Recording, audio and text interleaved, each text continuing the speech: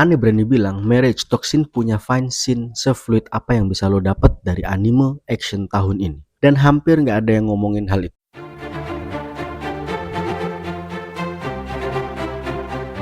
Hola minasan, jumpa lagi bersama saya dalam channel Ryu Saraf.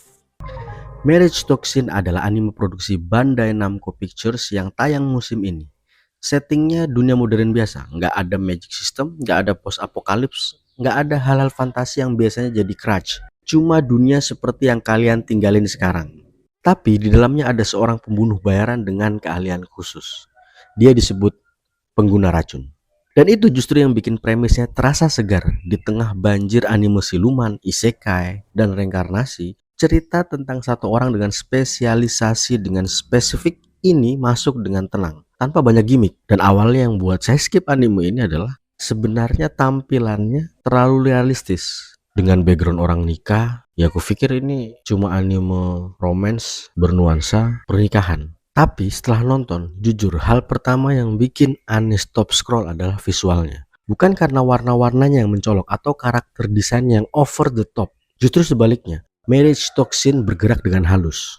Transisi antar shoot terasa natural, nggak ada potongan kasar yang bikin mata nyentak.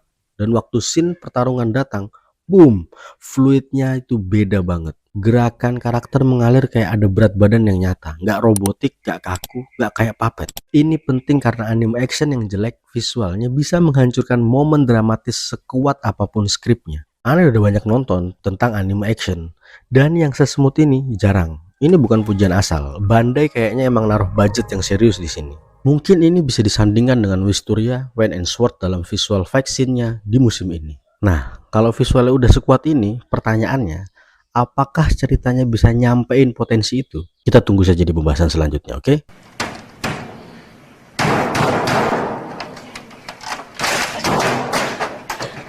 Yang ingin aku bahas selanjutnya dari anime ini adalah satu hal yang sering bikin anime action gagal adalah komedinya. Jadi dalam anime action, kalau komedinya terlalu banyak, jadi kering. Terlalu dipaksain, jadi awkward. Tapi Marriage Toxin ngelakuin sesuatu yang jarang berhasil. Joke-nya datang dengan santai, lewat begitu aja, terus cerita lanjut. Nggak ada yang pause buat nunggu penonton ketawa.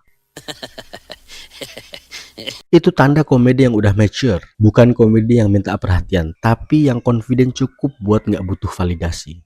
Dengan MC kita yang backgroundnya adalah seorang assassin, Bandai pintar banget menggabungkan kontras ini dan cocok.